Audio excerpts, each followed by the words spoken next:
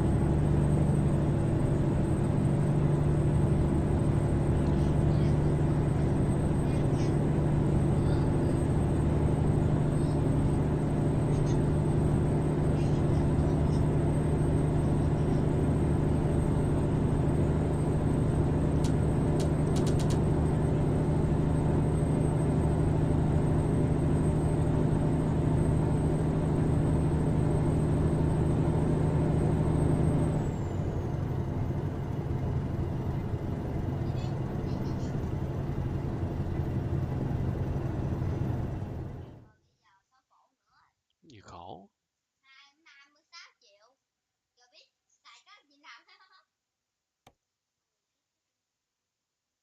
This programming is sponsored by Carr, Riggs & Ingram, CPAs and Advisors, a top 25 nationally ranked full-service accounting and advisory firm, offering tax, audit, accounting, consulting, and advisory services. Learn more at cricpa.com.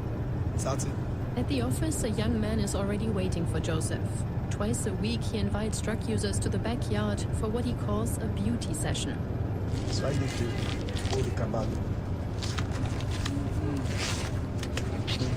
So how many days they don't pass through you have? How many months? Very difficult, eh? Just look at someone that has not yet been bad, and today I'm going to do it for free, actually, because he's my brother, and I love doing it, actually. He carefully shaves Thomas's head with a black comb and a razor blade, letting thick, dark hair fall in all directions. When you are doing this to them, you normally take you as they are to them. It's very important because it makes me decent when I'm in the street, walking, talking to people. It makes me decent. When we come here, you always encouraging us, talk to us, you know. We always feel good when we come here, when we see you. Really simple stuff, like a haircut. But Sarah, I'm just wondering, is that enough? You know, Myra, for Joseph, this is actually a really important chance to follow up with the people he's supporting on their journey to leave drugs behind. Because, you know, without structure, a safe place to stay, a healthy community, or looking presentable, many drug users relapse. And so Joseph and his team, they do everything they can. They offer guidance, they really believe in each person that they see, and they show them that if so many of them have been able to leave a life of drug abuse behind, so can they. Now, I mean, just what, 400 people have been rehabilitated by the government? It's a very low number given the scale of the actual problem. Why is that the case? Yeah, so I actually wanted to visit one of the 2 government rehab centers, but it turns out that no one is being rehabilitated at the moment. Yep. A spokesperson from the Ministry of Health mentioned a lack of funding as a reason, but they did create a special task force to deal with the Kush crisis, though the drug just keeps circulating everywhere, in Freetown and beyond. And that's where the work of Joseph and Jama is so crucial, because it really shows that where the government falls short, local actors really step in. Absolutely, and I think it's clear that much more needs to be done, but still it is encouraging to know that even at grassroots level, people are trying to find solutions. Thank you so much, Sarah, for taking us to Sierra Leone today.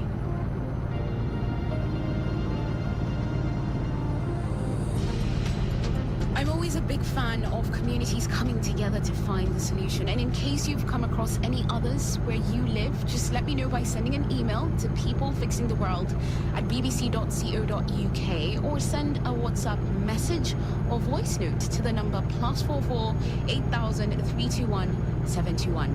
I'll be back next week with more great solutions. Until Until then, thanks for listening.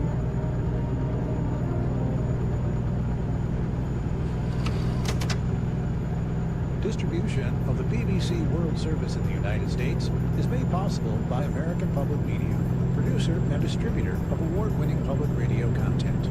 Aging audiences, creating meaningful experiences, and fostering conversations. APM, American Public Media, with support from Revenue, providing working capital for businesses' cash flow needs. Approvals based on revenue, not credit, and funds available in a day at getrevenued.com.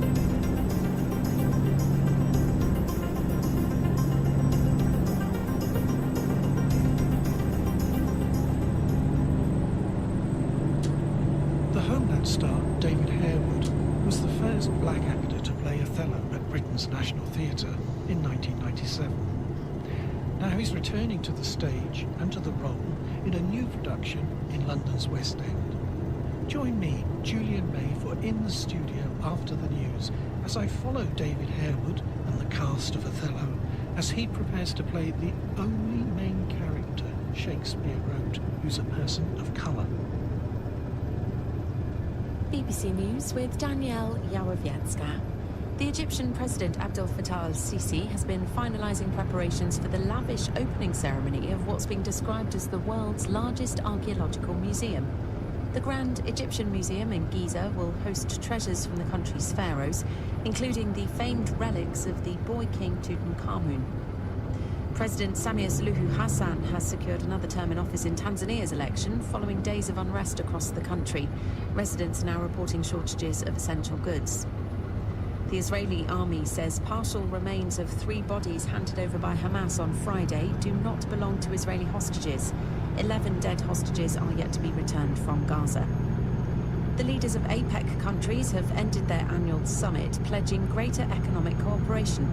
President Xi Jinping has promoted China as a counterweight to the US.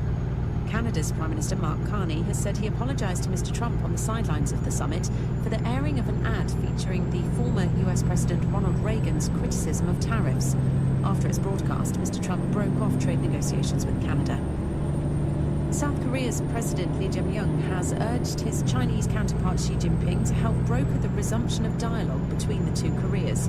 Mr Lee called on North Korea to freeze its nuclear weapon program, but Pyongyang dismissed the appeal as a pipe dream. Serbians will remember the 16 people killed a year ago when the roof of the newly refurbished Novi Sad train station collapsed. It sparked months of protests led by students who accused the government of corruption. President Alexander Vučić has apologised on the eve of the anniversary. A massive aid operation is continuing across the Caribbean following the passage of Hurricane Melissa, which killed more than 50 people. Planes have been arriving with aid in Haiti and Jamaica, and the US has said it's preparing to help Cuba despite its sanctions on the island. BBC News. Welcome to the documentary In the Studio from the BBC World Service. I'm Julian May at the stage door of the Theatre Royal Haymarket, one of the most beautiful and impressive playhouses in the West End, London's theatre district. When you hear this programme, a new production of Shakespeare's tragedy Othello just have opened. It will run until the middle of January next year. Othello is Shakespeare's only play in which the main character is a person of colour. David Harewood, Hollywood star of Homeland and Blood Diamond, is Othello. He was the first black actor to play the role at Britain's National Theatre back in 1979. I'm obviously familiar with the sort of emotional map of the play, but what I'm finding now is one always has to go back to the text.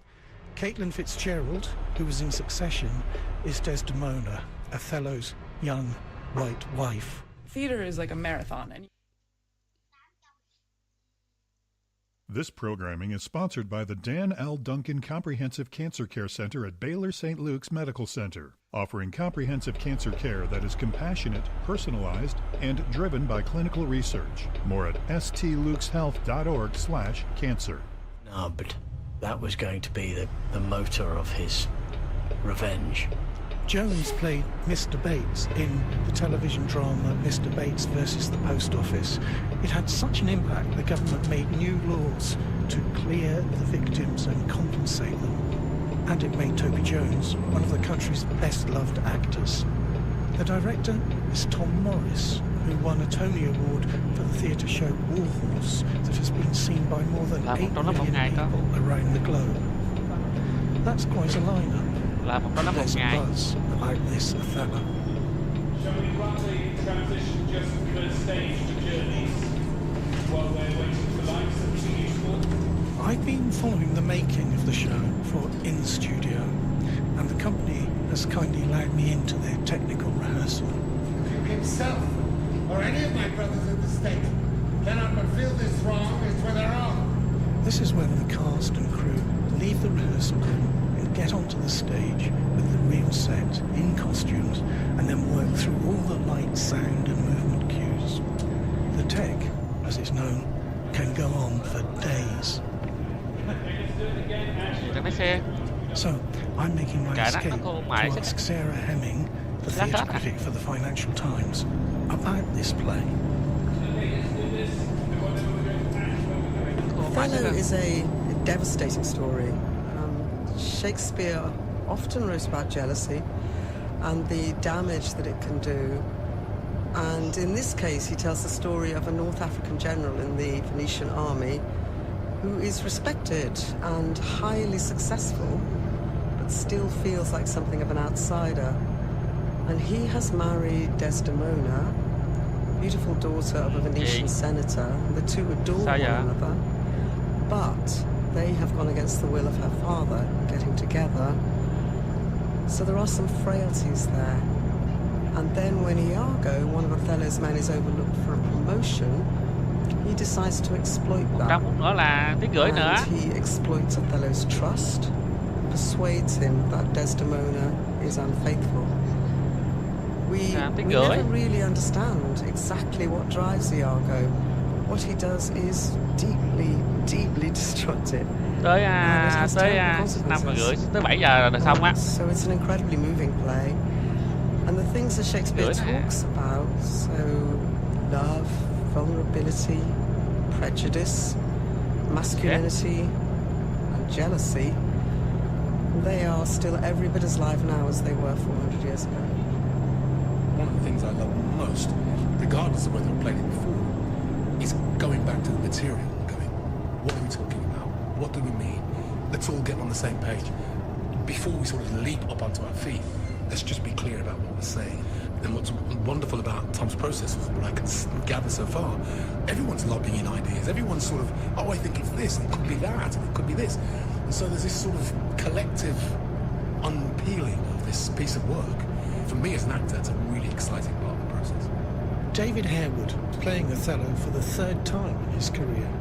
We've gone back in time, 2 months from the tech, and I'm interrupting David and director Tom Morris's lunch break on the second day of rehearsals. It's probably worth saying we did a thing which I do whenever I can on any project, stand up, read through. So rather than being around a table, everyone's in a circle facing inwards. If you're on stage, you stand up and read your lines so you can see who else is there.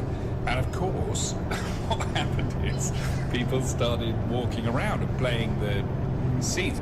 Lots of the scenes then became incredibly emotional because of that, which obviously sets quite a high bar now.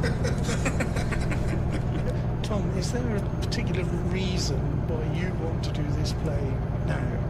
Of course you want to do a big Shakespeare play with a wonderful cast and PJ Harvey doing the music and everything, but is it speaking to our condition now? The ways in which Iago talks about women. We've just been reading a scene in which there's a sort of subtextual quarrel between Iago and Cassio about what is the appropriate language to use about Desdemona. Desdemona isn't even there. And essentially the way in which Iago is objectifying the women in the play and the way in which Othello is kind of drawn into that mentality. Oh, beware, my lord, of jealousy. No, Iago. I'll see before I doubt. Everyone knows it's a play about jealousy, but the kind of mechanics of jealousy to do with unseeing a person and describing that person in a way that objectifies them. The gender politics of the play that come from that feel frighteningly alive now. The racial politics in the play, everyone knows about. I mean, there is a fair amount of racism, racist language, and actually, Tom cut quite a bit in it. I actually longing to put some back in, because I think it's important that his otherness is a factor, as it is today. I think the Supreme Court yesterday in America legitimized racism. They literally said, if you're black or brown, ICE has every legal right to stop you, pull you over, question you, what are you doing here, ask to see your papers. If I was going to America, I would only go there for work, but that would give me no protection whatsoever. And I think there's an element of those racial politics at work in the play. And your daughter covered with a Barbary horse. What profane rhetoric now? I am one, sir. I come to tell you now, your daughter and the Moor are now making the beast with two backs. But the gender politics are just as powerful in the story. Well, that's also what I realised yesterday. After he's done the deed, there's this wail, this realisation of what he's done. It's really painful. Pain is something I really recognised in our reading yesterday. Yeah. Just how painful this is to be corrupted like that. When you're dealing with that, again, you're dealing with a story that has such pain in it and such violence in it. You have to ask yourself, why are we lifting the lid on this? And for me, I think it's because the mechanisms are recognisable in our own world. Shakespeare didn't know about, social media or any of that kind of stuff, but he knew about language, and he's given us this tragedy of the collapse of a dream, the collapse of a relationship which is really profoundly respectful. We think that's our hunch on day two. I mean, I saw that when you're reading with Caitlin, there's a kind of joy that comes out. And we just have this playfulness together, which is beautiful. And the idea that that becomes corrupted by misinformation and disinformation, which we're all familiar with today, the play is the ultimate act of misinformation and disinformation. I am not what I am. In what they call the green room, where the actors relax before they go into work, there's a model of the set of Othello. It looks as if you're looking into a picture. There's a gold ornate frame around the stage, and then on the stage itself there are three arched doorways, also in gold frames, but there are no doors. So it gives you the idea that you're in a formal place, maybe a palace, and that there are a series of rooms. But actually you can see right through everything to the back of the stage. And above there's something like the pattern you get on an ornate plastered ceiling, but there is no ceiling. So you have this idea of formality, but you can see through everything. And thank you, the world. 3 weeks have passed. David Harewood, director Tom Morris, and the cast of Othello have been working all day, all week, digging into the play, which was written between 1602 and 1604, and discovering how it speaks to us today.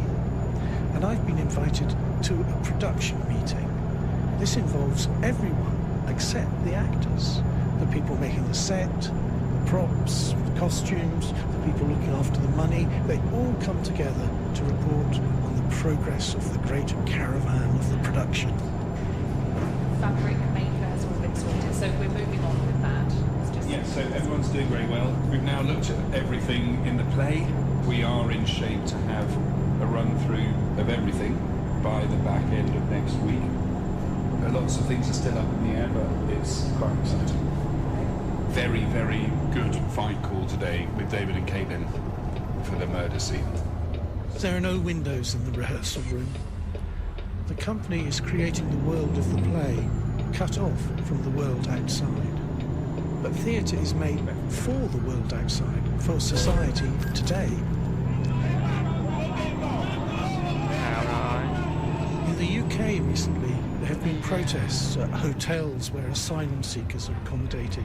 This whole flag thing, to some people it's patriotic, to others it's extremely threatening. In some places now, lampposts are decked with the English flag and the Union Jack.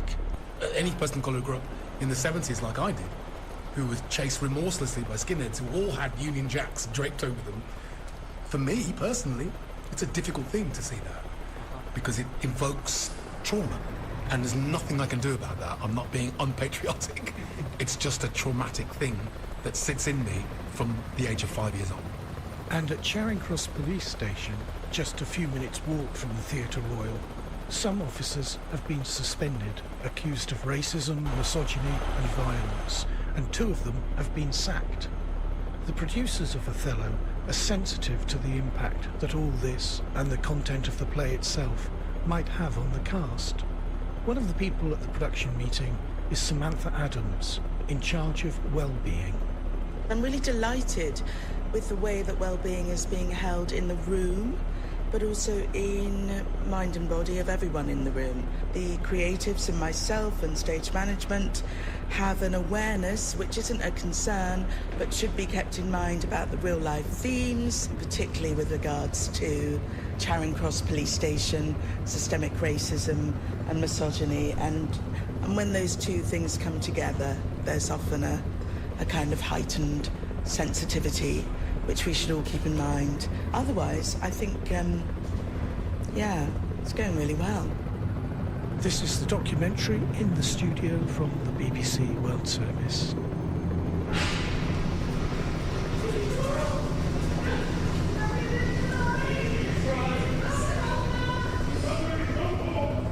When next I visit the Othello rehearsal room, I sit in the corner and watch an early run of the climax of the play.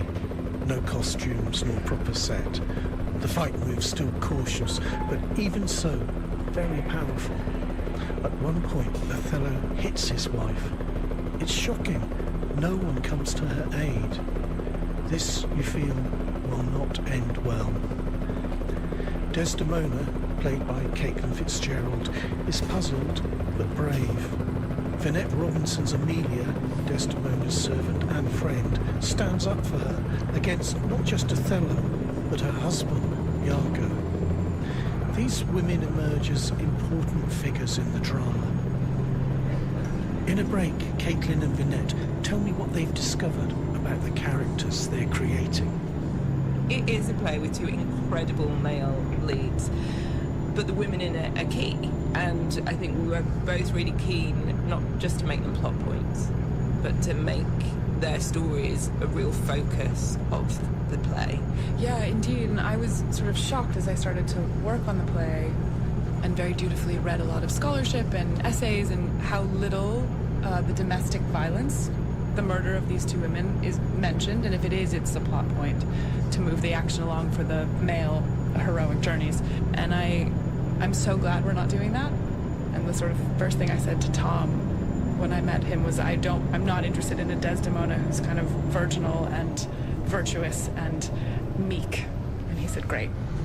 The play is all about dishonest Iago, who's forever called honest, and Desdemona, Othello thinks in the end is a strumpet, but you're absolutely honest and brave in your love for this black man in a very white society. I think it's in the text. I think she's been wildly misread. We meet her and she's defying her father and the social mores to marry with Othello, and she's asking the Duke to let her go to war with her husband. None of these things are done, and she's incredibly articulate. She has a tremendous amount of legal language in the play. I think she has the mind of a lawyer. She's really smart, and she's really sure of what she wants. I think it's in the text. I don't think we're doing anything too egregious. Another thing that Tom wanted to be clear about is that it's in a world similar, not the same as, but similar to our own, in that people of colour can advance, but that does not mean they're not subject to prejudice. So the racial dynamics are hopefully as complicated as our own. And Amelia is an amazingly brave person as well. Towards the end of the play, you're the person who speaks truth to power, really, there. And I think you realise what might be the consequence of that. There's that line, but you not tell me go home. Have I got that right? Yeah, perchance Iago, I will now go home. I think at that point, the truth is the most important thing.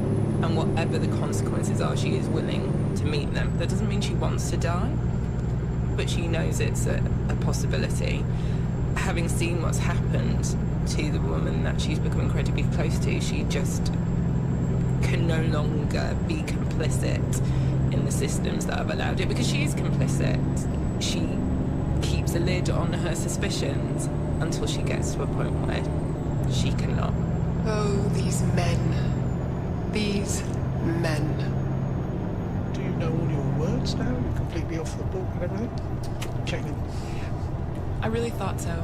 And then today had one of those terrible, terrible moments where suddenly I wasn't sure who I was, what play we were doing, or what I was meant to be saying. Because you can learn your lines in isolation at home. As soon as you get the piece on its feet, as soon as you change a thought or a motivation, then the lines you once knew can elude you. Yeah, but indeed.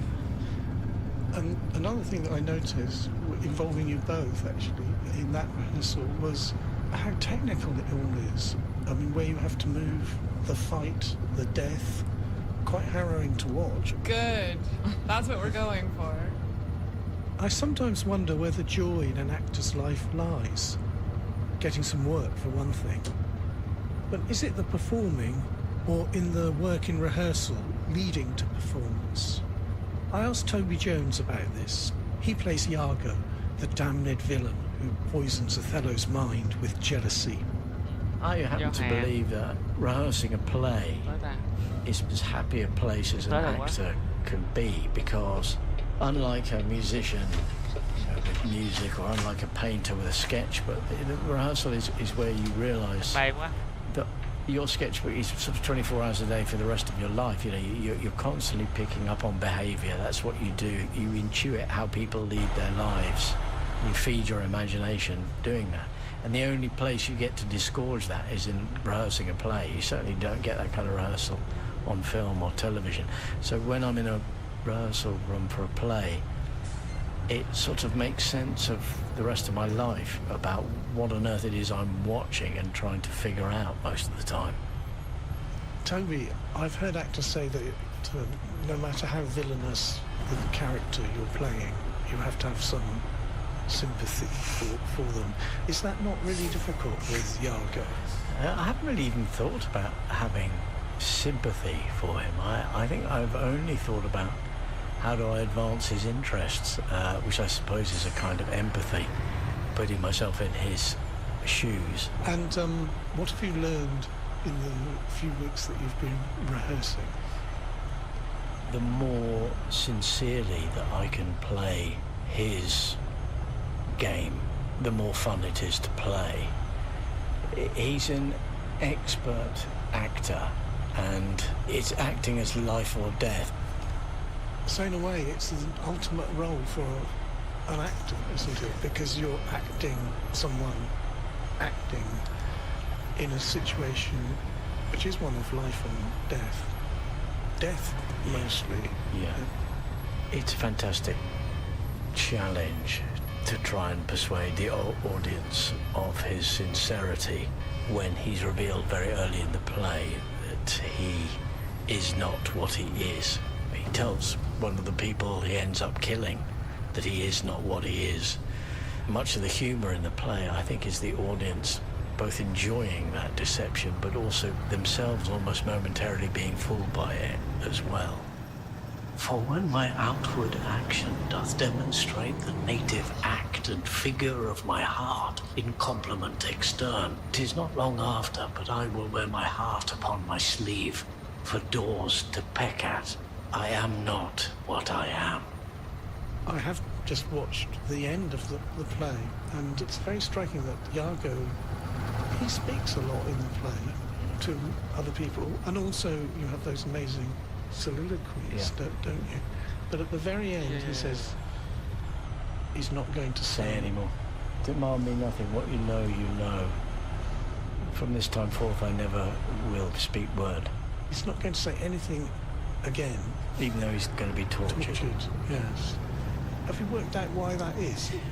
The first thing he says is to Rodrigo, the first thing he says in the play on the first page is, you will not hear me. And in a way, the play for Iago is a search for agency and a search for... He's been snubbed and he's going to find a voice for himself, which he does in a malevolent, cruel and vicious way. And it ends with his failure insofar as he's going to die, and he withdraws. He chooses it in his own agency to withdraw participation verbally in the play. So there's that. But there is also a withdrawal from the audience as well. I think Iago has implicated them by their enjoyment of his malevolence in what has gone on. And at the end, he withdraws explanation. And that feels quite deliberate to me, that Shakespeare doesn't sort of give him a final heroic speech in a way that he does Othello. What you know, you know. Yeah. Make sense of it. Thou dost stone my heart. Kill me tomorrow. Let me live tonight. I'm with David Harewood, who's playing Othello in the rehearsal room 9 days before the show goes before the public. I know from the little bit of acting that I've done in my life that at this point everything seems insurmountable and exhausting.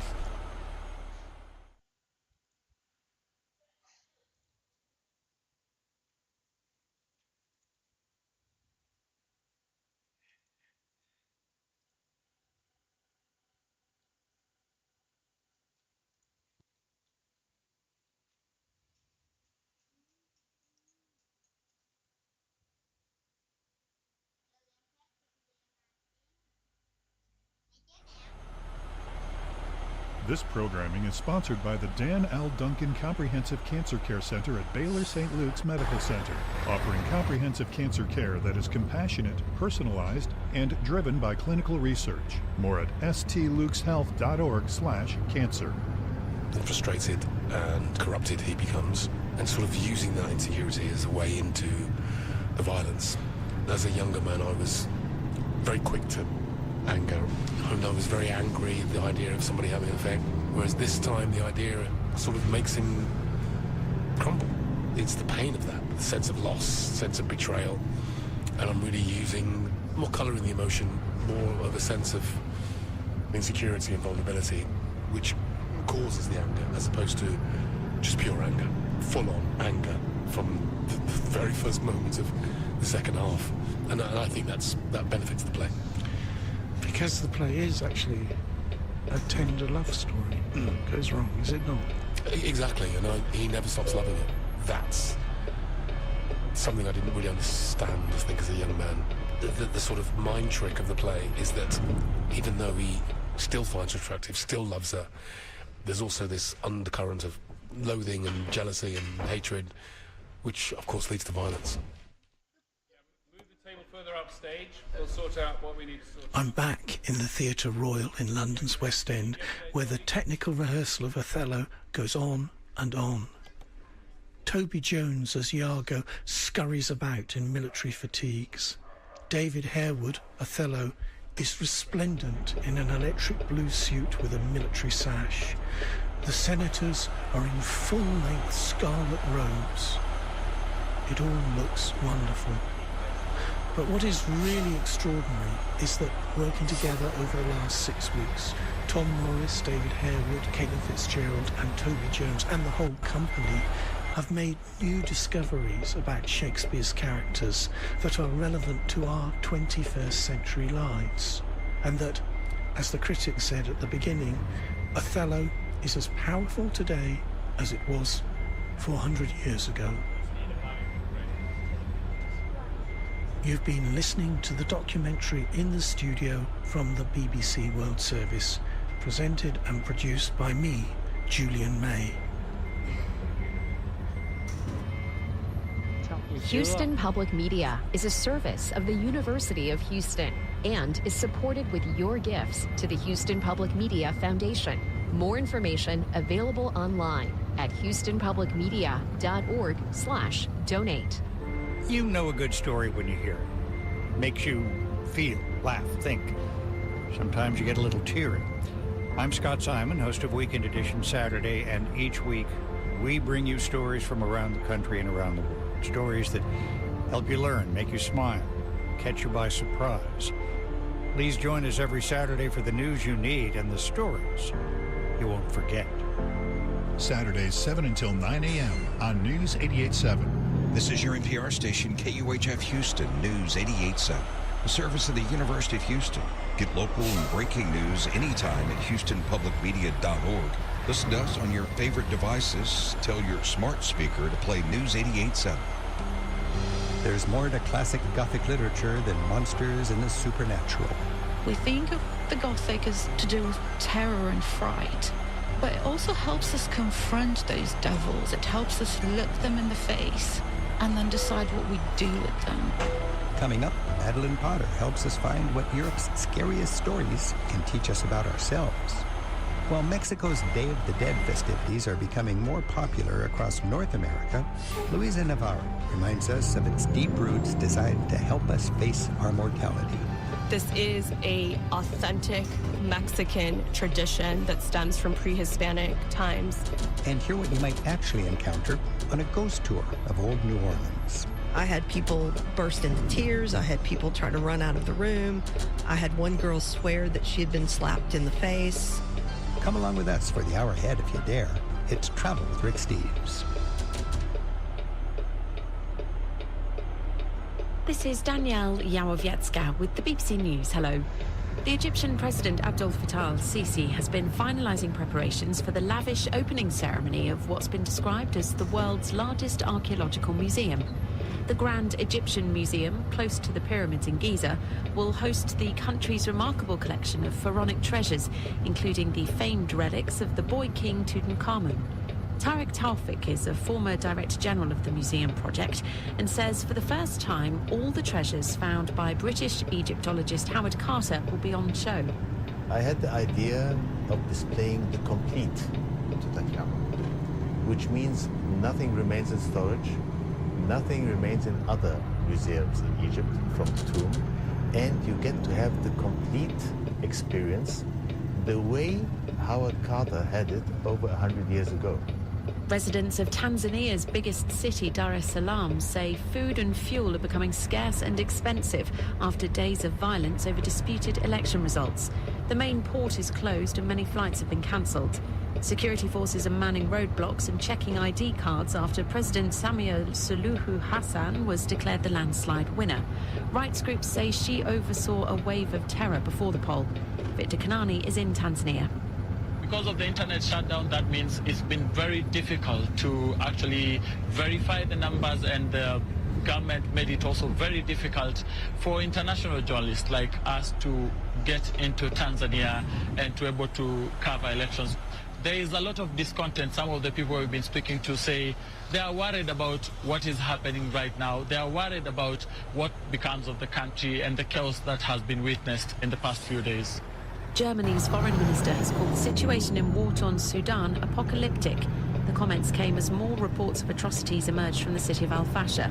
Here's Will Vernon. Horrific accounts of mass killings and rape have been emerging from Al-Fasher following the capture of the city by the Rapid Support Forces last weekend.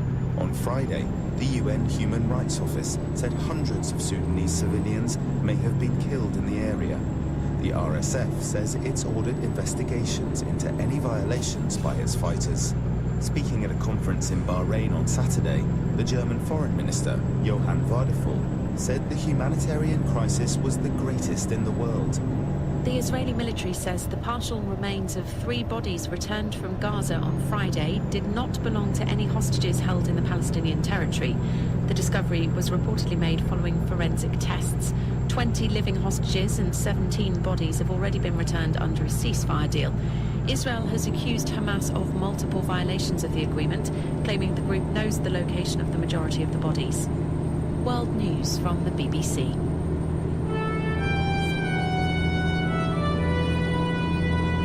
This is Texas Originals from Humanities Texas for the advancement of history, culture, and education. In the 1930s, San Antonio plazas thrummed with music.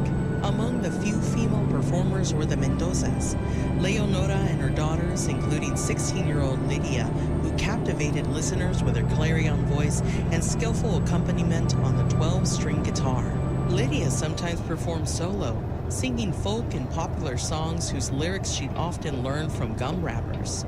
She attracted the attention of a local radio announcer who offered her $3.50 a week to perform on air, a godsend for the struggling family. Mendoza's solo recording career began with Bluebird Records. Her first hit, Mal Hombre, an indictment of machismo culture, became her signature song.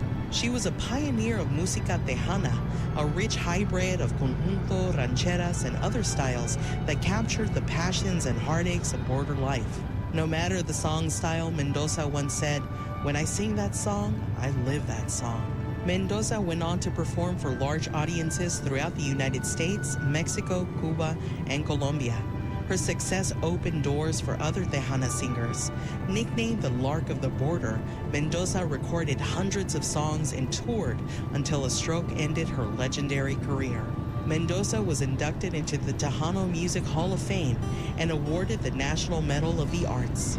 In 1982, she became the first Texan awarded the National Endowment for the Arts National Heritage Fellowship for Lifetime Achievement. For more information about this Texas Original, visit texasoriginals.org. Texas Originals is produced by Houston Public Media and Humanities Texas, with funding from the National Endowment for the Humanities. Listening to the news can feel like a journey, and 1A is the place for daily conversation that guides you beyond the headlines. We bring together thoughtful guests and listeners from every state to help us take the pulse of America. I'm Jen White. We'll get to the heart of the story together on 1A.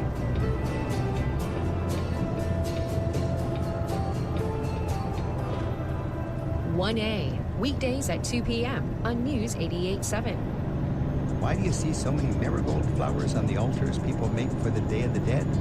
Coming up on today's Travel with Rick Steves, we'll hear what's behind the Mexican traditions that are growing in popularity north of the Rio Grande.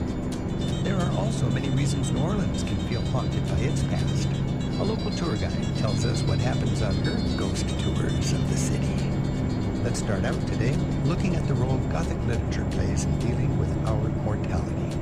In Europe, scary stories can be set in shadowy castles, foggy moors, or eerie landmarks that inspired 19th century authors to write about monsters, vampires, and things that go bump in the night. Our guide to Gothic literature is Madeline Potter. She was raised in a Roma family in post-communist Romania and holds a PhD in English literature from the University of York. Dr. Potter joins us now on Travel with Rick Steves to remind us of places that inspired novelists to concoct their nightmare fantasies. Madeline, thanks for being here. Thank you so much, Rick, for having me. It's a real pleasure. So you're featuring places that have a connection with this whole Gothic sensibility. Now, I know about thin places in my travels. There are places that are close to heaven. But you're into murky places, places that are close to the monsters and vampires and whatever hell is. Tell us about Gothic places, Gothic literature, and how it relates to tourism. Yeah, so Gothic literature emerged roughly in the late 18th century. It emerged from this movement called Romanticism that emphasized a turn to emotions, and I'm simplifying a little bit here because otherwise I'll be here till tomorrow.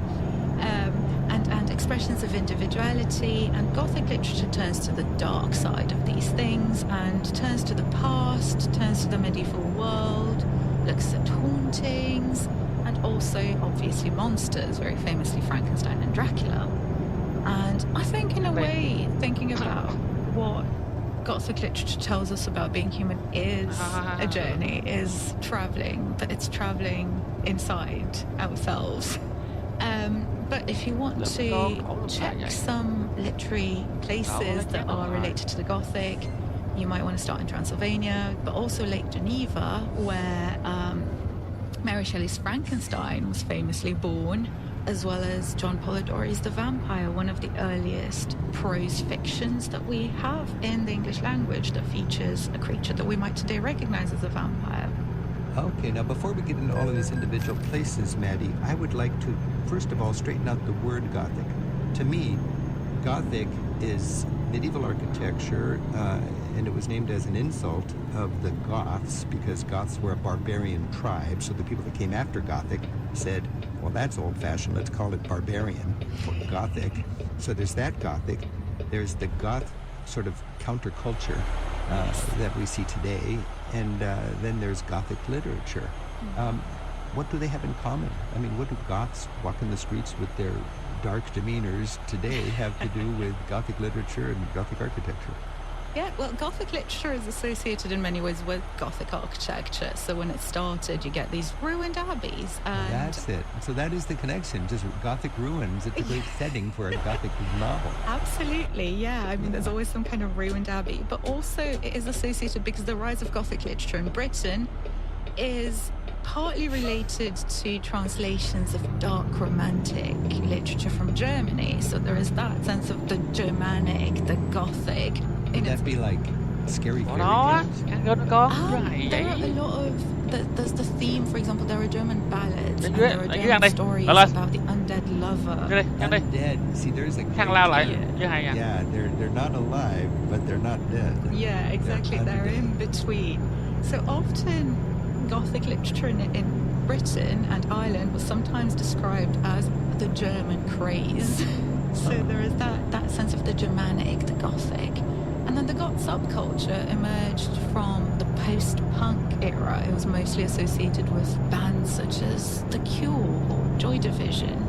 And then it flourished with this aesthetics that draws on dark clothing, vampiric looks, but also, more broadly, a fascination with ruins and Gothic literature. But the Goth subculture is still primarily associated with music and fashion. But it does have that connection then. Absolutely. This is Travel with Rick Steves. We're talking with Madeline Potter. Her upcoming book is called Theological Monsters, Religion and Irish Gothic. To learn more about Madeline and her work, you can go to madeline-potter.com. Well, let's talk about sightseeing if you're interested in Gothic culture and Gothic literature. First of all, you've got to start with Transylvania and Vlad Dracula. Isn't that sort of if you were going to have a greatest hits of Gothic tourism, Transylvania? Definitely Transylvania, yeah. The castle.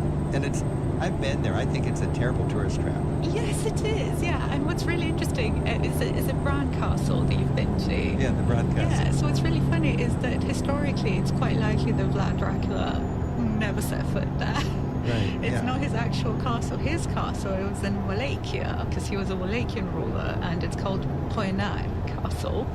Well, they got to get their promotional budget together then, because Bran is getting all the money. Yes, but it's become Romania's Gothic tourism hub. And if you go to Transylvania now around the castle, you will see trinkets with vampires on them and red wine marketed as blood. Okay, my goal as a tour guide is to take that goofy tourism gimmick and drawing some kind of worthwhile history or story out of it. What's something worthwhile we can derive from the goofy story of Vlad Dracula sucking blood in a castle that he never went to? Well, there are still superstitions that are still very much alive in Transylvania. People do still very much, especially in more rural communities, believe in these things. Now, I grew up in Romania, in what would be historically the region of Transylvania, although now it's considered, it's just on the outskirts. Growing up there, I grew up with people actually hanging garlands on their windows on St. Andrew's Eve to keep at bay the strigoi, or the vampires as they're called. Now, imagine when I became a scholar of Gothic literature and I'm writing about Dracula and I'm seeing Bram Stoker describe Transylvania, describe these places that I knew as a child. It's very, very interesting that Bram Stoker, he was an Irish writer who was thinking about the condition of Ireland as well, to a certain extent. And what's interesting is that there are parallels between the ethnic and religious tensions of Ireland and the ethnic and religious tensions of Transylvania. Transylvania is Romania is the land of Romanians, Wallachia is the land of Wallachians, England is the land of the Angles, whereas Transylvania doesn't have that. It's the land across the forest, Transsilva. It's kind of a vantage point, which in a way makes it Gothic itself, right? Because you can't really fix it, pin it down to something.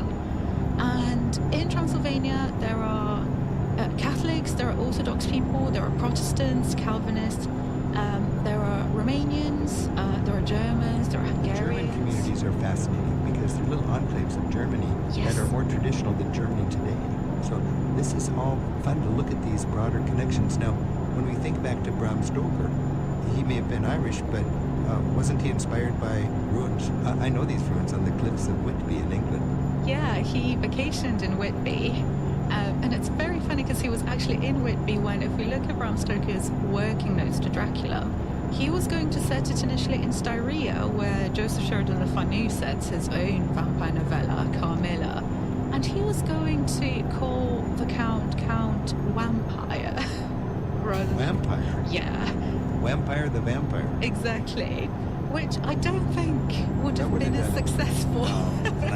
Vlad Dracula is much better. Exactly. So when he was in Whitby, he went to the library and found this book on the history of the Romanian principalities, and that's what he came across, the name Dracula and Transylvania. So you can see in his notes to Dracula when he's crossing out Styria and replacing it with Transylvania. This is so interesting that a writer could be writing about a place that maybe he's never even been and have a big impact on it, you know? But you know what's interesting is that I think he really captures the atmosphere of Transylvania, even though he had never been. But today, apparently there's a goth festival in Whitby. What would a goth festival be like? So people go to Whitby and they listen to goth music and they really dress up as... So it's goth, it's this subculture. It's the goth subculture. Came out of punk rock. Yeah, it is. But it's no accident, it's in Whitby, right there in the shadow of this ruined Gothic building that inspired Dracula. Yeah, it's very much to do with the legacy of Bram Stoker's Whitby. And you're living and working in Edinburgh now, and that also has some connections. What would those be? Edinburgh has a history of body snatching, which was this practice of essentially excavating bodies that had just been buried so that they could be sold to anatomists, because there was a ban on dissection for medical study. Exactly. And if you read Mary Shelley's Frankenstein, which isn't set in Edinburgh, but it engages with that sort of background, Victor Frankenstein describes himself as walking through the charnel houses. So you do wonder how Victor might have acquired the parts that he needed to assemble the creature. And John Polidori, who wrote The Vampire, he was a student at the University of Edinburgh. He studied medicine here. So you teach. I do. Just to wrap up our conversation, Maddie, what can Gothic literature teach us about being human? Why does it matter? I think it makes us understand the darker sides of humanity. I think we need monsters to understand who we are. We need these projections to look inside ourselves, because if you look at human history, there's been so much tragedy, and we wonder, where does this come from? It's humanity itself that's capable of great violence and great evil. We think of the Gothic as to do with terror and fright, but it also helps us confront those devils. It helps us look them in the face and then decide what we do with them, how we fight them, and how we understand them, so that we can move beyond them. Madeline Potter, best wishes with your teaching, and thanks again. Thank you so much, Rick. Madeline Potter's book, Theological Monsters, Religion and Irish Gothic, examines how 19th century literature explores knowledge of the divine. It's due to be released in April 2026 by the University of Wales Press. Maddie also pays tribute to her family's heritage in the Roma, a traveling history. You can hear about that on program number 802 in the Travel with Rick Steves archives. As one of the oldest cities in North America, New Orleans is also said to be one of its most haunted. We'll hear what you might encounter on a ghost tour of the city in just a bit. But first, let's learn what's behind Mexico's Day of the Dead. Houston Public Media is a service of the University of Houston and is supported with your gifts to the Houston Public Media Foundation. More information available online at houstonpublicmedia.org/donate. Support comes from J.P. Morgan Chase, committed to investing in the people of Texas and supporting access to resources that help foster community and economic growth. More at jpmorganchase.com/communities/Texas. After a Marine is killed during the Iraq War, his squad turns their guns on civilians. I remember I opened a Humvee and I just see bodies stacked up, and I open another one, the same thing. Marines are charged, there's a trial, but in the end, it's meaningless. The government decided not to hold anybody accountable. Military injustice on the next Reveal. Saturday at 2 p.m. on News 88.7. Death is universal, inescapable, and it's our fate. As humans, we're connected by this thread of mortality and the inevitability that one day we will all take our last breaths. We can choose to embrace it or we can fear it. In the Mexican culture, there's a colorful festival in which the living and the dead reunite. Families create a mantle decorated with flowers, offerings, pictures, and significant symbols. In the streets, adults and children paint their faces like skeletons, and vibrant orange and yellow marigolds decorate the walls, drape the doorways, and hang in ornate designs everywhere you look. Life and death are celebrated together over a 2-day holiday each November at All Souls Day that we've come to know as the Day of the Dead. Journalist Luisa Navarro is a Mexican-American who spent time connecting with her roots and appreciating her heritage. She's written the book, Mexico's Day of the Dead, and Luisa joins us now to share her understanding of Dia de los Muertos. Luisa, thanks for joining us. Thank you, Rick. It is such a pleasure and an honor to join you today to talk about Dia de Muertos, or Day of the Dead. And you've written a gorgeous book about that. And what inspired you to delve into this really colorful and popular, but often misunderstood or not totally understood holiday? Yeah, so I am Mexican-American. I grew up in Dallas, Texas, and when I was a child, my mom would decorate our home with skeletons during the Day of the Dead season. And if I'm being honest with you, I kind of thought it was strange and I was afraid, and I didn't necessarily connect with that side of my culture in the beginning. But it wasn't until my cousin, who was 24 years old and she was my best friend, her name was Lila, she passed away, and I really struggled with her loss and I didn't know what to do. And that was when I realized, wow, I'm so fortunate that I am Mexican because I can turn to my culture for help and guidance. And I started getting really into it and learning the process of what it is to build an altar. So you really recognized in a practical, hands-on way, dealing with the sad death of a friend, that this can be approached, the traditional celebrating of the Day of the Dead helps people deal with death. Exactly. I think that one of the saddest parts about death isn't necessarily death itself, but it's the fact that we're almost not allowed to talk about the people who have died anymore because we make people feel uncomfortable. And so when I lost my cousin Lila, I felt like I wasn't allowed to talk about her anymore. But thanks to our tradition, thanks to Dia de Muertos, Day of the Dead, I am allowed to talk about her and celebrate her once a year and all my other relatives who have passed away. And it's so beautiful, and I hope to inspire other people to do the same all around the world. Now, Louise, it's interesting, as I was reading through your book and thinking about this, the Day of the Dead in Mexico and in Latin America, it coincides with Halloween, and it also coincides with All Saints' Day. Correct. And that's the day at my church when we bring pictures of people, loved ones who have died, and they're put up on a table in front of the church, and there's candles, and we remember the dead. How is that happening all on the same day? What's the connection with this pre-Christian, indigenous Latin American celebration and this Christian Catholic celebration and all this Halloween goblins and skeletons? It's a very interesting happening at a certain time of year. Of course, and first I want to emphasize the fact that Dia de Muertos is not Mexican Halloween at all. It is not meant to be a scary holiday or a silly holiday. It is meant to be a holiday where we come together, have dinner, place the pictures of our loved ones and honor them and celebrate their memory.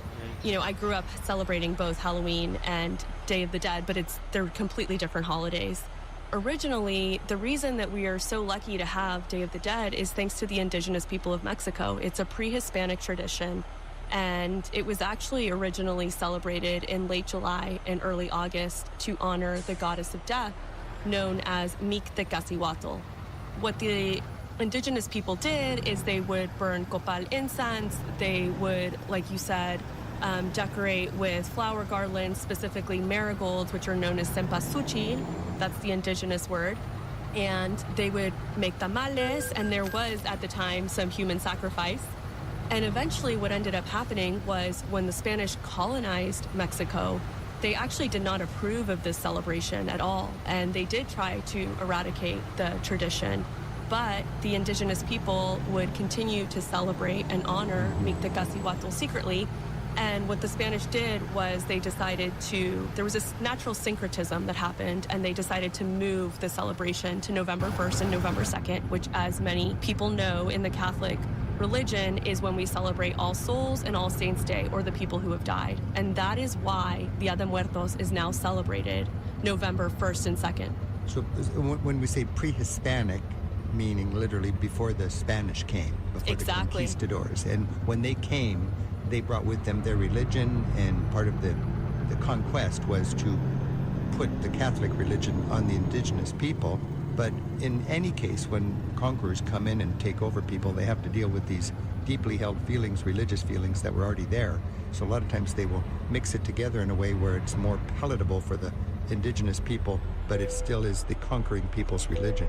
Of course, yeah. They tried to, eradicate it. They did not believe in this tradition, but it was basically impossible. And so what they did was they blended it. Yeah, and it's a way to have a multi-day festival welcoming spirits back for a visit. It's kind of a nice thing. It's my favorite holiday of the entire year. And I think everyone around the world should honor and celebrate their loved ones who have died. This is Travel with Rick Steves. We're talking with journalist Luisa Navarro, and she's joining us today to talk about the Day of the Dead, or Dia de los Muertos, the Mexican tradition of honoring deceased loved ones. Luisa's written the book, Mexico's Day of the Dead, and it features beautiful pictures that capture the colorful celebration all across Mexico. Now, if we're planning a trip, and it happens to be during this season, what should we do? How should we be prepared? Where do we go? What will we see? I think a wonderful introduction to Dia de Muertos, if you've never even been to Mexico before, is to start in Mexico City. They do a parade there, which actually is not an indigenous or centuries-old tradition at all. The only reason the parade started was because of the James Bond film, where they made the parade, and then Mexico City basically decided, we love this, and we're gonna buy the floats and the props and continue this tradition. But the reason I say that is I think it's a good way to start if you're feeling overwhelmed. And you can also visit the cemetery in Mexico City. There's a cemetery. So the cemeteries are sort of the ground zero of this kind of celebration? I mean, the cemetery is definitely where you're gonna see, Dia de Muertos in action, but it's not the only way to celebrate. And I will say that if you decide to visit a cemetery, you have to do it in a respectful way. So the best way to do that is to somehow connect with the family. And what I mean by that is, I would personally recommend that you were invited to the cemetery. Yeah. There's also different ways to celebrate Dia de Muertos. It's actually celebrated all over Mexico City. Some parts are more traditional than others. For example, that's why we chose to cover specifically Mexico City, Oaxaca, and Michoacan, which is where my grandmother was from, and which is very, very famous for Dia de Muertos. Is it a day or a season? I understand from your book that it's several days. It's several days. It starts typically October 31st around midnight, so that's when a lot of families do go to the cemeteries. But it just depends on where you are in Mexico, because the traditions can vary. But it goes from October 31st, November 1st through November 2nd. So Here in the United States, we start Halloween like decorating October 1st. I wouldn't say that Dia de Muertos is like that. And a tip I would say is get closer to October 31st when you travel so that you can make the most of your experience and actually see all the decorations. How can we be inspired by the Day of the Dead? Is it, for the local people, what does it mean? Is it part of any religion, or is it kind of parallel to people's religion or lack of religion? Yeah, I think it just depends on the family. I think that some people's altars are, they do showcase more of Catholicism, and you'll find a cross or a virgin displayed on it. Others are less religious. It just depends on the family, but it doesn't matter what religion you are or what your beliefs are, but to maybe pause once a year, have a dinner, maybe display some photographs of your loved ones who have passed away, and just take that time to pause and share their stories among family and friends and honor them no matter where you live. So it's a way to keep lost loved ones' memories alive. Is that fundamentally what it is, would you say? 100%. It's a way for us to continue celebrating our loved ones who have died. My sister lost her son, and the most emotional, heartbreaking thing for her is a lot of people forget him, and Yes. she will never forget him. Yes. And with this, you keep that person's spirit alive, and you keep them with you.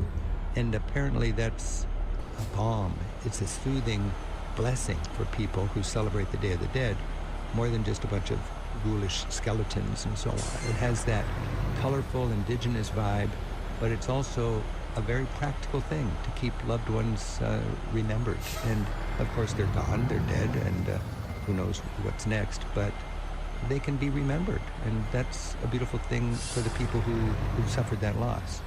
100%. I think the biggest gift that you can give to someone who has suffered a loss is to tell that person that you have not forgotten their loved one, or like your sister, her son, and maybe give even this send book to a my little sister. gift. My Yeah. sister would love this. Something that maybe she would want to do an altar. And you'd be surprised, Rick, the number of people that have reached out to me who are not Mexican on direct message or email to say, I want to celebrate. Luisa Navarro is a first-generation Mexican-American raised in Dallas and author of the newly released photo book, Mexico's Day of the Dead, a celebration of life through stories and photos. She's helping us right now on Travel with Rick Steves to better understand the beauty of Mexican culture and what goes into its distinctive Day of the Dead observances. Luisa's website and blog posts feature places to visit in Mexico, plus instructions for building your own altar for the Day of the Dead.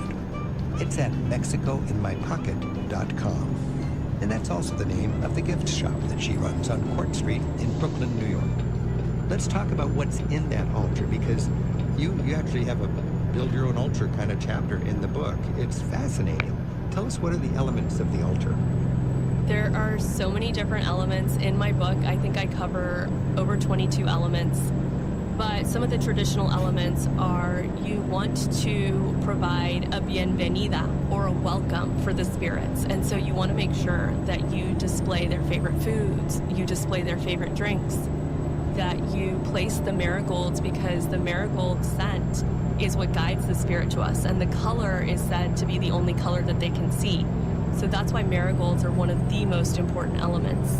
I like to decorate with little monarch butterflies in honor of my grandmother, who was from Michoacan, and where the Purepecha natives believe that due to the migration of these butterflies, which migrate all the way from Canada to Michoacan during this time of year, they believe it's our spirits coming back to visit us.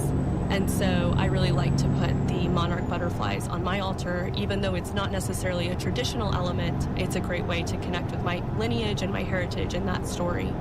There are so many different elements that I get into in the book. And then do you redo the same? Do you save that altar and bring it out every year, or do you leave it up all year, or do you build it from scratch every year? It's a great question. Honestly, the first altar you build will feel very overwhelming, especially because you're dealing with those emotions. My first altar was nothing special, nothing fancy. I felt very overwhelmed, so I started with just simple pictures, marigolds, candles to light the path. And then what I've done is I have a little box, and I save all of the pictures of my relatives, and I save all of these elements. And little by little, I've gotten better and better at learning these traditions. And I hope to encourage other people to not feel overwhelmed by the process, and to know that they can really do what feels best in their heart and just build something with love. Like, that's really what it's about. This is Travel with Rick Steves. We're talking with Luisa Navarro. Her book is Mexico's Day of the Dead. And we're gaining a deeper understanding than just a sightseeing, colorful opportunity for a photograph. Luisa, there is, it seems, one iconic symbol of the Day of the Dead, and that is La Catrina. Can you tell us a little bit about La Catrina? Of course. So as a tourist, if you travel to Mexico and you go to the markets, or you see the decorations, or you see people dressed up in skeletal imagery, that is La Catrina. And she is a skeletal woman who is dressed in European clothing with a feather hat. And she was actually originally created by a political cartoonist known as José Guadalupe Posada.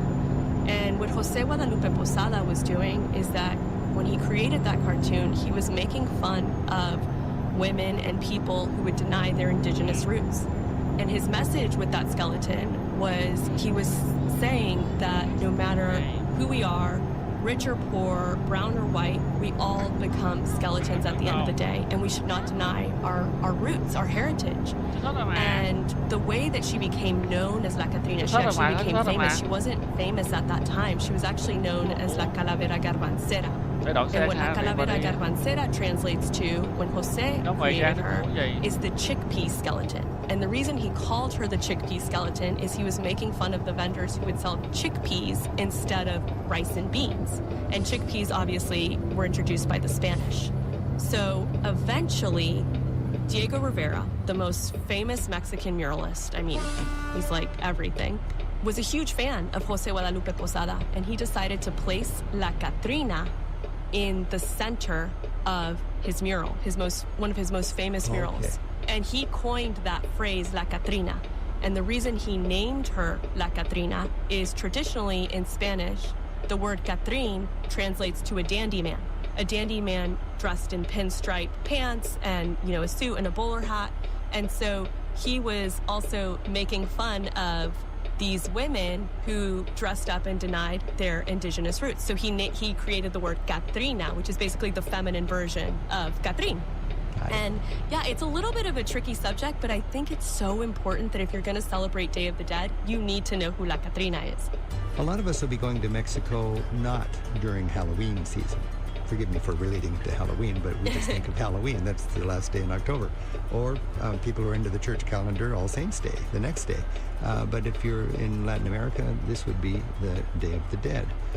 If you're going to Mexico outside of that time, when you go to Mexico City, there's that wonderful cultural museum, what is it called? The Museum of Archaeology. Yes, archaeology and anthropology. Yes. You gotta see. I would imagine there's a whole room full of Day of the Dead art in there. Yes, actually, I'm so happy you mentioned that, because I think it is a top must that you have to visit when you go. And one of the cool parts is, if you go there, you will see the original pre-Hispanic skeletal imagery that inspired all of Day of the Dead. So you'll see the goddess of death honored, you'll see the god of death and those pre-Hispanic statues. We're out of time, Luisa, but I'd love to just have you finish by, let's pretend I'm with you, it's Day of the Dead, and you're going to light a candle and we're going to approach the altar that you have in your house. What are we going to think about? What are we going to look at? What's going through your mind? One of my favorite things when I put my altar together is I like to place images of not just my grandparents, but my great-grandparents. And I actually place the image of the day they got married. And so when I place those images, I like to think back and think about that day and how special it was for them and how much it would have been amazing for me to experience it with them. But I really think about their stories and how I hope that they're happy that their great-granddaughter is still celebrating and honoring their memory and their stories and sharing it with her own family. That's beautiful. Luisa Navarro, thanks for writing Mexico's Day of the Dead, and best wishes as you embrace life in such a creative and beautiful way. Thank you, Rick. This was incredible. I'm so grateful for the opportunity. La Catrina canta, la Catrina canta, tú lo sabes. We have a short web extra from today's interview with Luisa about what you should and should not do when visiting cemeteries in Mexico. You can hear it where today's show is posted at ricksteves.com/radio. Get ready to visit the spookier side of New Orleans next on Travel with Rick Steves. Support for Houston Public Media comes from attorney mediator Ron Bankston, providing in-person, video conferencing, and hybrid mediation and arbitration services. More information is available at ronbankston.com. Support comes from Discovery Green Conservancy, presenting the Dia de los Muertos celebration. The event features a community altar, crafts, artist demonstrations, and a Katrina y Katrine contest, November 2nd. Details at discoveryggreen.com/dia. Snap judgment means your mother, your kids, the dog, and your boss are just gonna have to wait until the story is over. Join me, Glenn Washington, for Snap Judgment. Snap Judgment. Storytelling with the beat. Do not miss it. Snap Judgment, Saturdays at 8 p.m. on News 88.7. There's a battle playing out over who should control American universities. We're going to bankrupt these universities. In season 1, we were guessing what was to come. Now we know. We want nothing less than $500 million from Harvard. It's season 2 of the Harvard Plan. And this time, it really is personal. Don't miss this week's On the Media from WNYC. Saturday afternoon at 5 on News 88.7. There's just something about the humid air that hangs heavy in New Orleans that makes you want to believe the city's many ghost stories and legends. As one of America's oldest cities, it has a spooky reputation and old mansions that could easily have you believing that they're haunted and sometimes come with a grisly past. To help us explore the legends of haunted New Orleans, we're joined now by a local tour guide, Sandy Hester. She offers walking tours of the city with a company called Free Tours by Foot New Orleans. She joins us from the studios of our affiliate, WWNO, on the campus of the University of New Orleans. Sandy, thanks for being with us. Thank you. So, New Orleans is sort of known as a place with a strong presence of ghosts and spirits, more than other cities. Why is that? I think it's multi-layered. I think part of it would be the location of the city, which is basically in a humid swamp where you had numerous diseases and death sort of hanging in the air on a day-to-day basis. There have been several tragedies that have occurred, 2 major devastating fires where a large section of the city burned to the ground. But I also think it has a lot to do as well with a marketing ploy, as it does with anything else, of how to lure in tourism, because for some strange reason, humans like a good chill down their spine. They like a good scare, a controlled scare.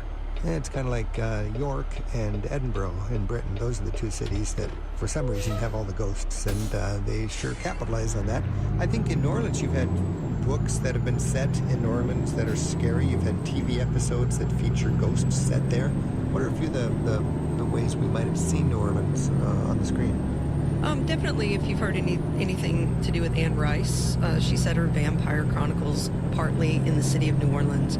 If you're dealing with the religion of voodoo, there's been several movies that have been set, like Angel Heart, in and around the area of New Orleans. Skeleton Key, I believe, was another one. Also, almost every television show that's going to deal with ghosts, whether that's American Horror Stories, Coven, the originals being set in New Orleans. So, yeah. And when you do visit New Orleans, I think if you're looking for ghosts, you're probably more likely to find them at a cemetery. And there are several cemeteries in New Orleans that really are actually tourist attractions. What makes them worth a visit? So New Orleans is kind of interesting because we're considered to be sort of the northernmost Caribbean city. And a lot of our culture lines up with the Caribbean, including burying our dead above ground. A lot of people believe that we do that because we're kind of floating on a water table. And don't get me wrong, it definitely facilitates the burial process, because initially when the French would have first arrived here and buried the dead below ground, when we had a flood event, they had a nasty habit of popping back up uninvited. That's enough for a scary story right there. Yeah, right? And after that occurred a couple of times, they got the bright idea that they would bury them along the levee of the river to put distance between them and the water table, which seems like a bright idea unless you're a structural engineer and you realize you've just punched a bunch of Swiss cheese holes in the only thing holding back the river from the city. So anytime the river would rise, you could potentially have a crevasse right where all of your dead were buried, and so now Grandma and Grandpa come surfing back into the city. And then they got the idea to wall the cemeteries off, but still bury below ground, so that when they popped up, they at least didn't slide into your front yard. Grandma, I didn't know you could surf.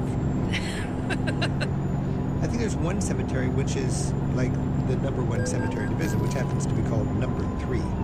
What's it like to wander through St. Louis number 3 cemetery?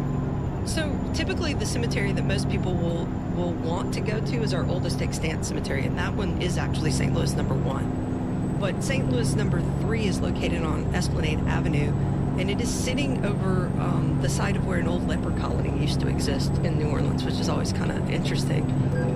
But again, if you can wander freely into that cemetery now, a lot of cemeteries have been closed down, but that one still enables you to go in freely on your own and see the above ground architecture, which I think is what is the big draw for people who are coming from other parts of the United States where they're used to having the dead buried in ground. So there's a lot of money being spent on these grandiose mausoleums. And some of these monuments are like small homes. I mean, it's amazing how ornate they are and how expensive they would be to make. Well, absolutely. I mean, initially when you were creating these mausoleums, you had a very high illiteracy rate in the city of New Orleans, and the people that were transporting the bodies to the cemeteries to bury them would not have necessarily been able to read on the outside that this was the family tomb of the person that they were transporting. So usually what you did in regards to those tombs was you made them look similar to your own house, right down to the iron gate that adorned the front. Yeah. And even originally, now you see that the cemeteries are whitewashed, but initially they would have been painted typically the colors that your house was painted as well. This is Travel with Rick Steves. We're joined by Sandy Hester, and we're talking about ghosts and cemeteries in New Orleans. Sandy's an artist and a writer with a master's degree in history who likes to spin a good yarn in the beloved traditions of Southern storytelling. Most days, you can find her leading walking tours for a company called Free Tours by Foot New Orleans. Their website is freetoursbyfoot.com, and you can click right on through to New Orleans if you're curious about traveling there. So Sandy, what's your favorite ghost story? Tell us a ghost story. My favorite ghost story actually centers around, there used to be a bar in New Orleans before Hurricane Katrina called the O'Flaherty's Irish Channel Pub, and it centered around a man who was having an affair unbeknownst to his wife, obviously. And so when she goes out, his mistress shows up at the house one day, and he's enraged over the fact that she would dare to show up at his house when his wife could potentially come back at any moment and surprise them. They get into an argument. He pushes her through the French doors. She hits the railing of the balcony, flips over, and falls to her death below. And so, being a fine upstanding gentleman, he buried her in the courtyard. And then after he had done this, he looks up and he sees an enslaved child has witnessed the entire event. And so he knows he's in trouble. His wife's going to find out. He's going to lose everything. So he ends up going up to the 5th floor of this building, and he hanged himself. And it is haunted by all 3 entities. It's haunted by him, his wife, and the mistress. That's not a very pleasant place to go. And whatever you believe as far as ghost stories, and I'm not really sure what I believe as far as what happens to us when we pass on, but there were some moments that occurred on that particular tour, the higher up that you went in the building. Yeah. I had people burst into tears. I had people try to run out of the room. I had one girl swear that she had been slapped in the face. Wow. That has me just scared out of my shoes, but I need more. Tell me another scary story. So there is a house that's located on Royal Street in the heart of the French Quarter, and most people in New Orleans consider it to be the most haunted house in the city. And it is known as the LaLaurie Mansion. Some people will pronounce it Lullery. It does feature, to some degree, in American Horror Stories Coven, but it centers around a woman named Delphine LaLaurie, and she is throwing sort of lavish parties at her home, and people, as they go to these parties, are realizing that they never see the same enslaved African twice, which would have been unusual because for a house that particular size, you really wouldn't have needed to have more than about 7 enslaved Africans on site. So they started to ask questions, and it eventually comes out as the house during one of the parties catches fire, and the fire brigade arrives and puts the fire out. that they discover the horrors that have been taking place inside this particular property. And what has been happening is that she has been abusing and executing those enslaved Africans in a room upstairs. And so there are a few surviving enslaved Africans that are brought down in the midst of this party, and the city sort of learns the horrors that have taken place. So the house, the LaLaurie's, by the way, did make an escape, and she would live out her days in the lap of luxury in Paris. So no one ever really went on trial or was ever punished for what occurred inside of that house, which is probably one of the things that we like to say makes the house probably as haunted and as cursed as it is. But the house will burn almost all the way to the ground by an angry mob, and it sits in ruins for about a decade. And then in the late sort of 1800s, early 1900s, it gets turned into a tenement home for Italians, and they never stay there for very long. They say that it's hard to sleep at night, that there are screams that occur throughout the night. They wake up in the morning to find their animals have been killed, mutilated on the grounds. One man woke up in the night to see a woman leaning over the crib of his infant. He tried to chase her down the hallway. She disappeared. When he came back, his wife was holding on to the child, crying inconsolably because someone had stuffed its sock down its throat. So there's numerous stories like this that occur even coming into the more modern era. There's also the concept that no one can seem to hold on to the house for longer than what the LaLaurie's held it, which was about 7 years, that it's cursed. One gentleman held it for 3 years. They found him. He had gone stark raving mad in the home, and they admitted him to a mental institution where he would later take his own life. The most famous person that owned the house was, of course, Nicolas Cage. And they say that he, too, fell prey to the curse because he got himself into some trouble with the IRS, and all of his holdings in New Orleans were foreclosed on except this particular piece of property. There was a very prominent doctor that owned the house, so everyone was kind of rooting for him that he was going to push it past the 7th year. And then in the 6.5 year, he was in an altercation that left him incapacitated, and he lost the house just before the 7th year came around. Sounds like a charming place for a bed and breakfast. Yeah. Jeez. Well, that's a reminder that there's a lot of history, and it's nice history, and it's not nice history. It's scary history. Well, you know, I mean, New Orleans was a frontier town. It was rough, really, when you think about it as a port city. It's not initially the nice people that are coming to New Orleans. That's a good thing to remember. This is Travel with Rick Steves. We're talking ghost stories in New Orleans.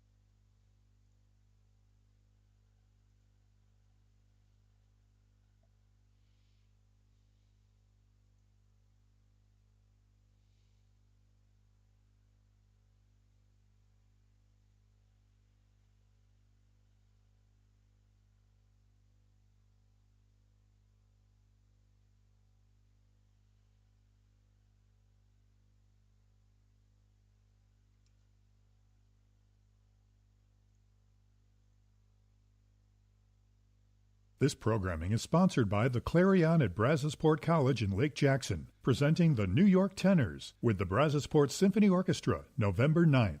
Tickets available at brazosport.edu/Clarion or by calling 979-230-3156. Being transported, I would feel uncomfortable in that stage of the procession.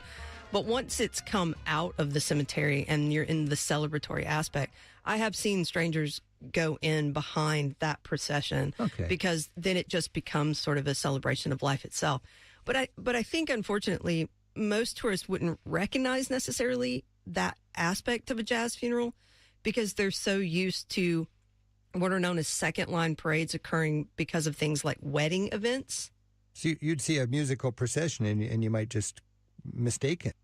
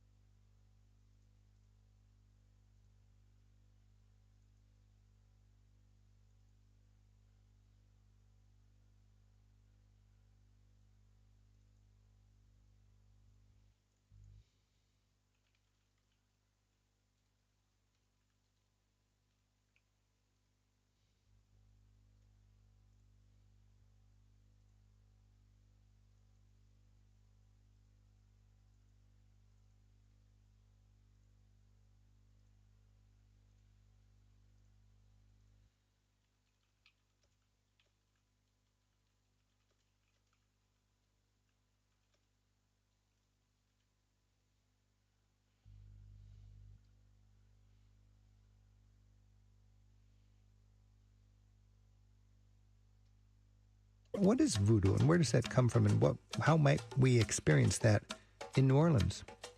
So the connection with New Orleans to voodoo comes initially with the first shipment of enslaved Africans in 1719. And predominantly they're coming from the west coast of Africa, from Senegal, Gambia, down to Angola. And so they're going to bring those West African traditions over with them. And again, I've mentioned we're the northernmost Caribbean city, so that Afro-Caribbean culture being very strong, sort of allowing the religion of voodoo to flourish. Because in Cuba, I've seen something like that, and it's mixing Catholicism with voodoo. Yes. So in Cuba, there's going to be a similar tribe that's coming in predominantly to Cuba, the Yoruba. They're going to bring a religion that is often referred to as Ifa. And that religion will mix up in Cuba with Catholicism and here with Catholicism as well.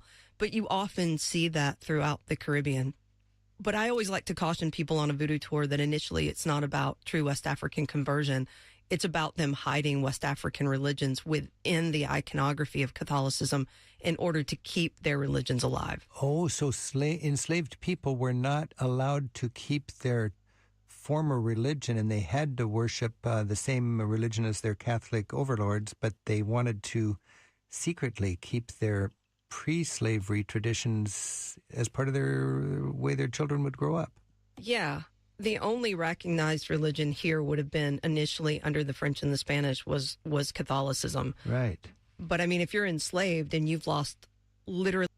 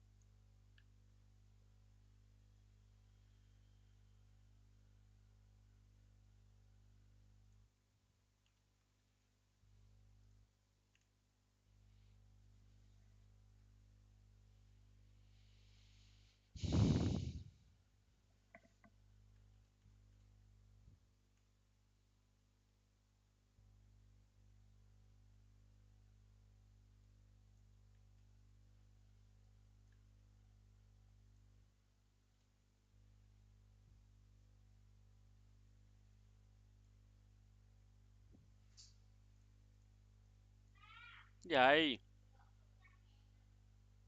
tiền của tôi lộn gì ông ơi? Ăn mì đi. Ăn mì đi, nở ra gan lý. Quên hả?